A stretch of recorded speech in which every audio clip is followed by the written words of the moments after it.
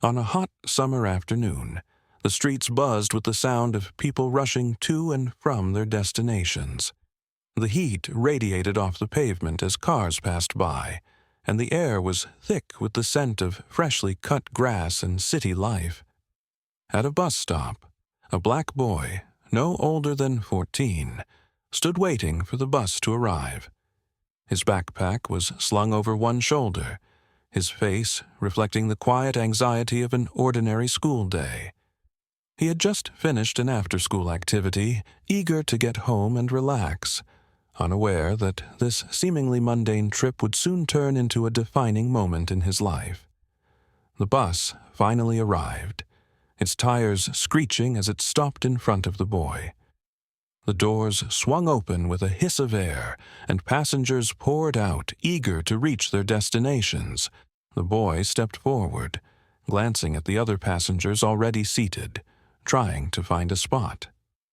As he moved toward an empty seat, the driver, a middle-aged white man with a stern look on his face, watched him closely. The boy, like many others before him, took no special notice of the driver's gaze, but something in the air felt off. The bus filled up quickly, and as it started moving again, the boy sat quietly, staring out the window, oblivious to the tension simmering just beneath the surface. The normal hum of the bus seemed louder today. Perhaps it was the heat or the general discomfort of the crowded space.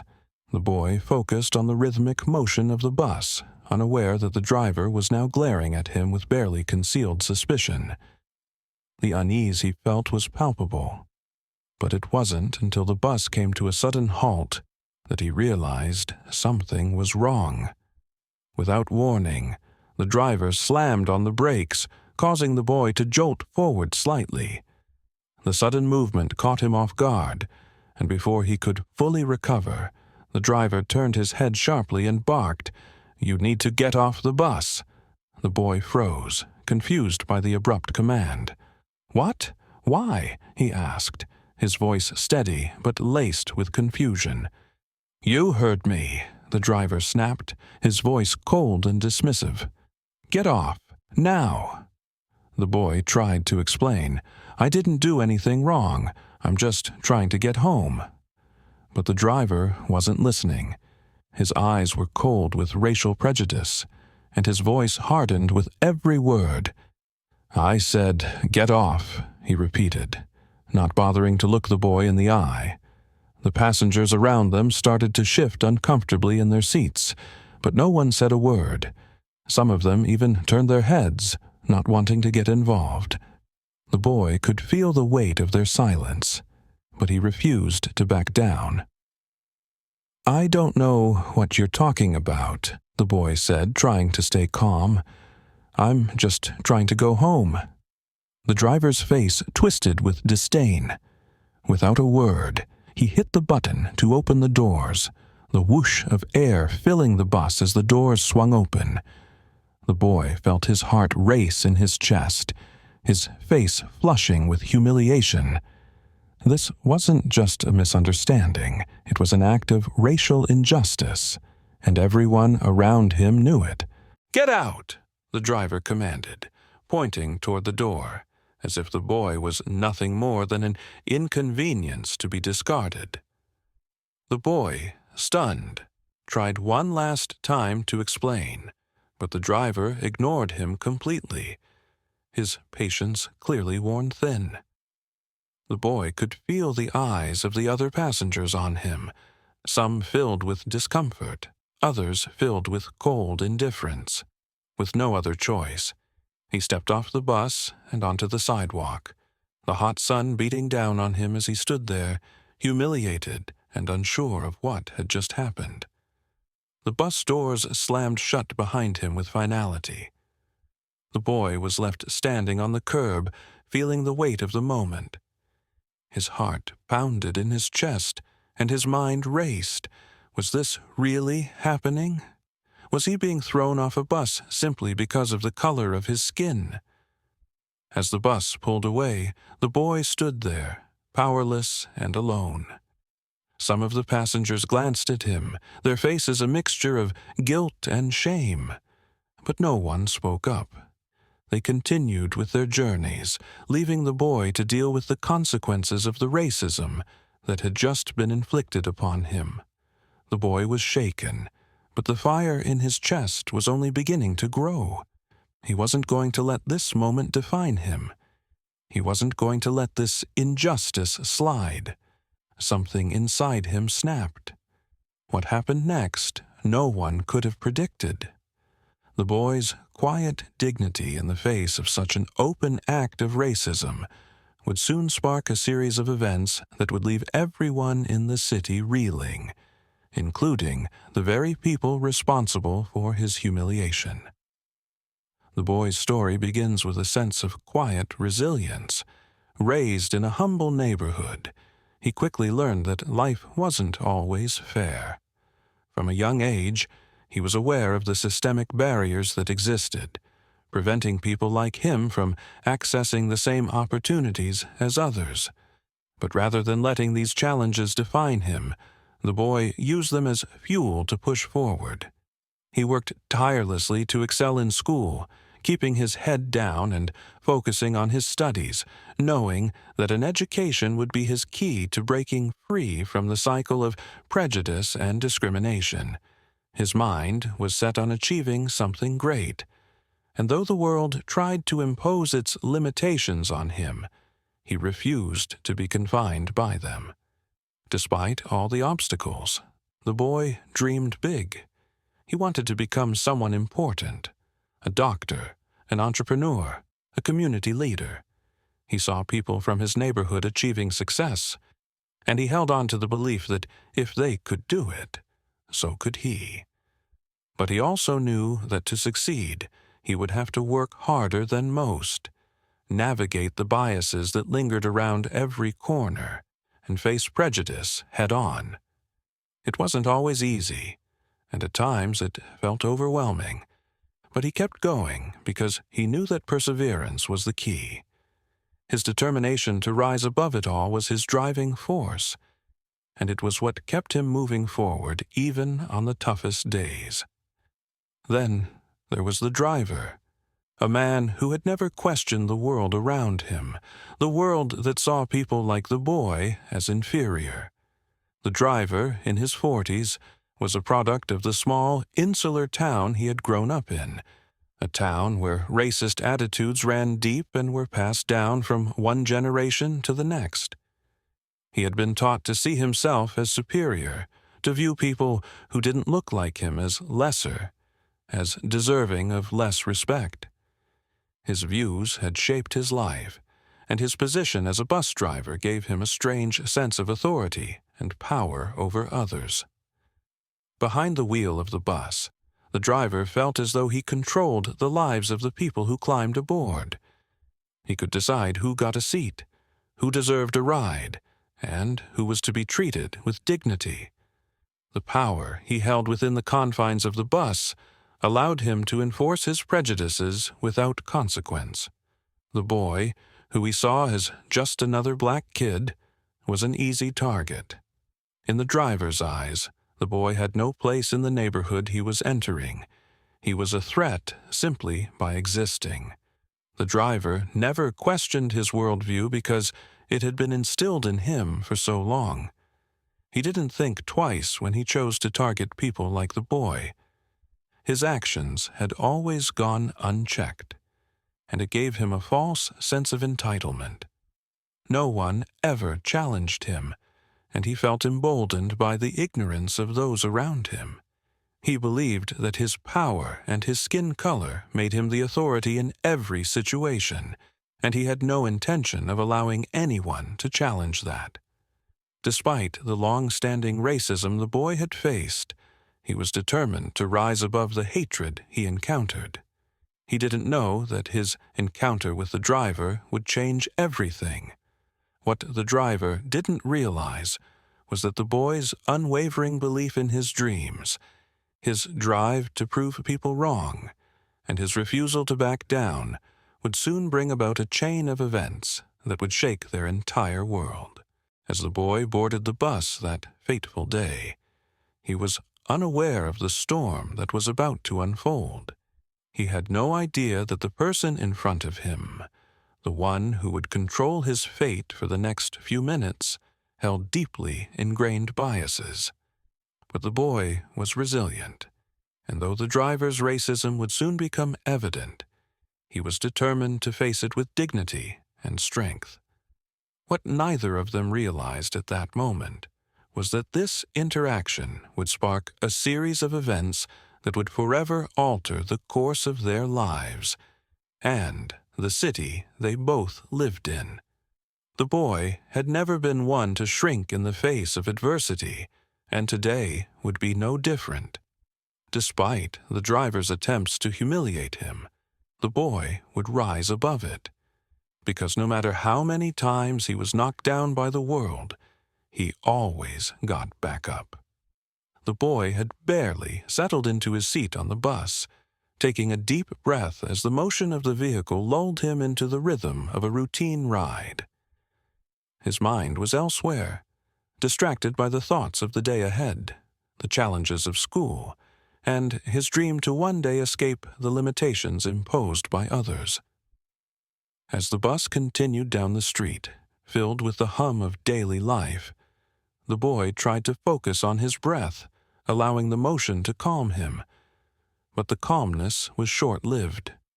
Without warning, the driver slammed on the brakes, sending the boy lurching forward, his heart racing with the sudden interruption. The screech of the brakes filled the air as the bus jolted to a halt. Passengers shifted uncomfortably in their seats, and the air in the bus grew tense with the unspoken question of what had just happened. The boy, still trying to regain his balance, looked up in confusion, wondering if he had somehow caused the disruption. Before he could process what was happening, the driver's voice cut through the air, loud and commanding. "Get off the bus!" the driver barked, his tone venomous. The boy's eyes widened in disbelief as the words registered. The driver's gaze was cold and unfaltering, filled with an ugly suspicion, as if the boy had somehow broken some unspoken rule. "What?" the boy asked, his voice faltering slightly as he tried to understand what was happening. "I haven't done anything. Why do I need to leave?" The driver's lips twisted into a sneer. "You heard me. Get off. You're not welcome here," he said, his words thick with racial undertones. His gaze scanned the boy with judgment, accusing him of something he hadn't even done, purely based on his appearance. The boy, his heart thumping in his chest, tried to explain, but the driver cut him off, refusing to listen. The boy's mind raced. He wasn't doing anything wrong. He was just trying to get home, like anyone else on the bus. But the driver's hostility made it clear this wasn't about the boy's behavior. It was about something deeper. It was about the color of his skin, about the assumptions that were already being made before he even had a chance to speak. "I'm just trying to get home," the boy said, his voice trembling slightly but firm in his stance. "I haven't done anything wrong. Please, let me stay." But the driver wasn't having it. His patience had clearly worn thin and his prejudices were on full display. "I said get off," he spat, his face contorted with rage. His hand slammed on the door button, and the bus doors swung open with a loud hiss. The passengers looked on, some with unease, others with discomfort, but no one spoke up. The boy's heart sank as he stood up from his seat, knowing what was about to happen. The driver's voice followed him like an accusation as he approached the door. "You people don't belong here," the driver sneered, as if the boy were less than human. The boy's hands clenched into fists at his sides, but he remained silent. He wasn't going to give the driver the satisfaction of a fight. He didn't want to stoop to the level of hate and anger that was being thrown his way. So he walked toward the open doors, the heat of humiliation building in his chest, but his face remained stoic. As he stepped off the bus and onto the sidewalk, the doors slammed shut behind him with finality. The sound was deafening. The boy stood there, his heart racing, but his mind was already set. The humiliation he felt, the anger bubbling inside of him, it wasn't going to stop him. This moment, though painful, wasn't going to define him. He was stronger than that. As the bus pulled away, the boy could feel the eyes of the passengers on him. Some of them were uncomfortable. Some were angry, but none of them spoke up. The silence in the air spoke volumes. It was as if they were all complicit in the injustice they had just witnessed. Some whispered among themselves, exchanging words that sounded more like excuses than real concern. "Did you see that?" one of the passengers muttered. "I can't believe he just kicked him off." Another murmured, "But did you see what he looked like?" He didn't fit in. No one stopped to intervene. No one stepped in to defend the boy. He was left standing alone on the curb, the sound of the bus fading into the distance, his humiliation complete. But as he stood there, the boy's resolve only grew stronger. He would not let this moment define him. He would not let this hate, this injustice, keep him down. This wasn't just about one moment. This was about something bigger. It was about fighting for respect, for dignity, for a world that saw people for who they were, not the color of their skin. The boy stood on the curb, his heart still pounding from the encounter. He could feel the hot sting of humiliation, but he refused to let it consume him. His thoughts raced as he watched the bus disappear down the street. He could feel the injustice burning in his chest, but there was one thing he could do, one thing that might make his voice heard. He pulled out his phone, his hands steady, despite the whirlwind of emotions inside him. He started recording. With the camera focused on his face, he took a deep breath and began speaking, explaining what had just happened. He described the driver's actions, the harsh words, and the unjust treatment he'd endured simply because of his race. The video captured the essence of his humiliation, but more than that, it captured the injustice in a way that no one could ignore. The boy wasn't going to let this moment pass without making sure the world saw it, too. Within hours of posting the video, it went viral. People from all over the city and beyond shared it, outraged by what they saw. Social media exploded with messages of support for the boy, condemning the driver's behavior and demanding accountability. The hashtag number Justice for the Boy started trending, and the video quickly gained millions of views. It was no longer just an isolated incident. It had become a movement. People were standing up, raising their voices and demanding change. The story didn't end there. News outlets jumped on the story, investigating the driver's past. As they dug deeper, they uncovered a shocking truth. The driver had a long history of racial bias and discrimination. Multiple complaints had been filed against him over the years, but the company had ignored them, dismissing the accusations and allowing him to continue working without consequence. The driver had been the subject of numerous complaints from passengers who had witnessed similar behavior, but nothing had been done to address it. His actions had been tolerated, brushed under the rug as if they were just part of the job. But now, with the public outcry and the viral video, the driver's past couldn't be ignored any longer. The pressure mounted on the public transportation company, forcing them to act. The company, which had once protected the driver, now had no choice but to take immediate action. They issued a public statement apologizing for the incident and acknowledging the deep flaws in their system. The driver was fired on the spot. and the company promised to review its policies regarding racial sensitivity and discrimination. The boy's bravery had sparked a change that no one could have predicted. He didn't back down in the face of injustice. Instead, he used his voice and his platform to make a difference.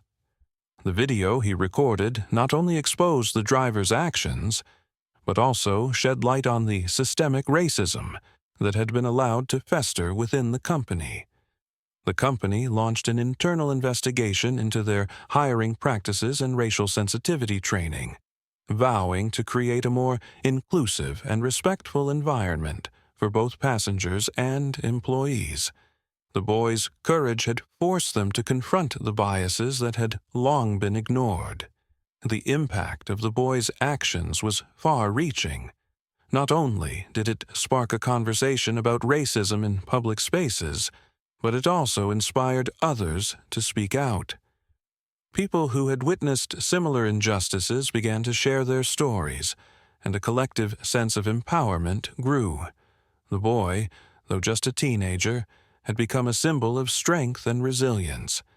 His video had forced a shift in the way the company and the city viewed race and discrimination.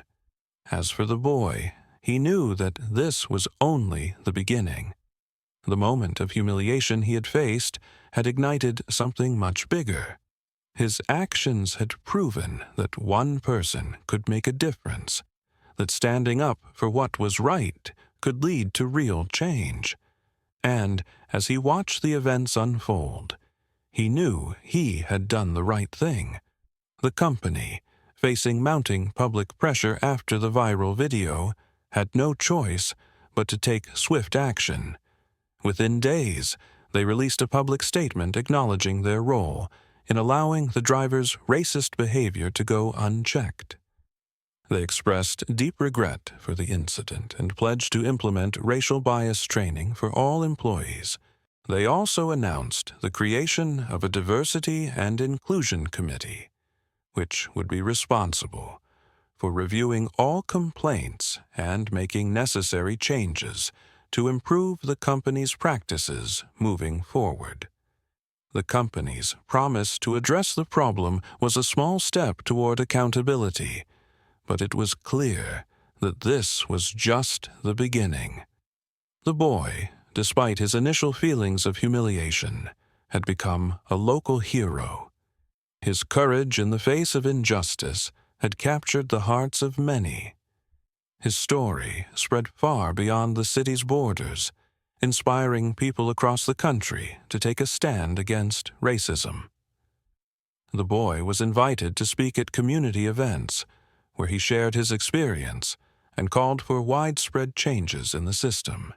His words resonated deeply with those who had witnessed similar injustices, and his call for action gave them the courage to speak out as well. The boy's voice became a powerful tool for change, and his bravery reminded everyone that one person's actions could spark a movement. As the boy's story gained momentum, local organizations recognized his courage. A local foundation awarded him a scholarship, acknowledging not just his bravery, but also his potential to make a difference in the world. The scholarship was more than just financial support. It was a recognition of his leadership and determination to create a better future. With the support of community leaders and activists, the boy's path to higher education was secured, and he became a symbol of hope for young people who had experienced similar struggles. The community, inspired by the boy's resilience, rallied around him. People came together, united by a shared desire to see change. Protests and petitions began to flood in, calling for reform within the public transportation system. The city's leaders, now facing increased scrutiny, took steps to ensure that future incidents of racial discrimination would not be tolerated. The boy's actions had forced the issue into the spotlight, and now the community was demanding that the system change to reflect the values of equality and respect. The public transportation company, under the pressure of the community's demand for change, began to take steps to promote equality for everyone. The bus driver was not the only one responsible for the incident. The company's management and policies had enabled such behavior to go unchecked for far too long.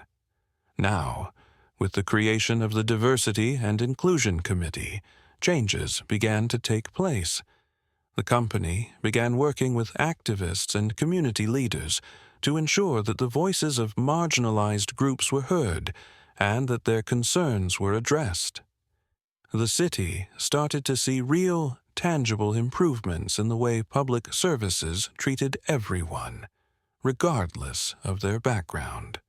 As the boy stood in front of the crowd at one of the community events, surrounded by people who supported him, he couldn't help but feel a sense of pride.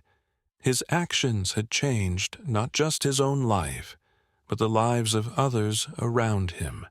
The incident on the bus had become a catalyst for change, a reminder that we all have the power to make a difference, no matter how small our actions may seem.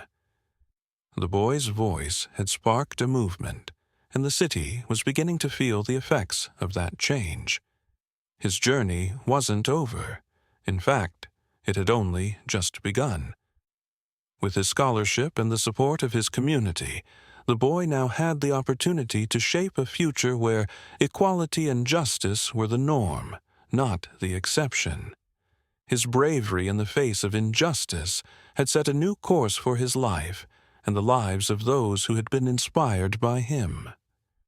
Under growing public pressure, the public transportation company was forced to confront its past mistakes and take immediate action. They began by hiring a more diverse group of employees, ensuring that the workforce reflected the community it served. The company also launched community outreach programs aimed at combating systemic racism and educating the public on the importance of equality and inclusion. These changes were not just symbolic. They were a direct response to the public's demand for accountability and fairness. The company understood that the boy's brave actions had not only exposed deep-rooted issues within their organization, but had also catalyzed a much-needed transformation. The boy's bravery and quick thinking had rippled far beyond the incident on the bus. What started as a simple act of standing up to injustice quickly evolved into a citywide movement for racial equality. The community rallied around him, inspired by his courage and resilience. The boy had shown that one person, even in the face of overwhelming odds, could create significant change. He had proven that standing up for what's right could spark a revolution in the hearts and minds of people who had previously been silent or complacent. As time passed, the boy's transformation was just as profound as the changes in the city.